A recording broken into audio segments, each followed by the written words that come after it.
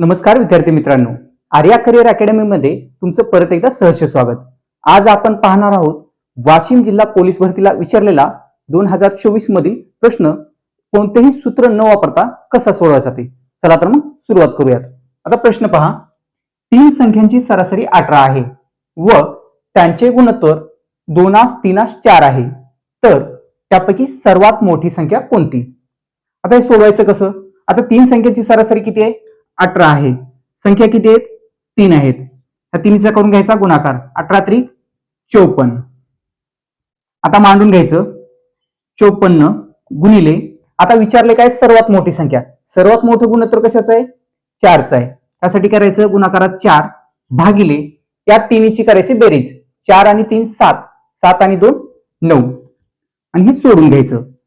9 × 9, 9 × 54। आता उरलं काय? 6 गुणिले 4 बरोबर काय आलं? 24।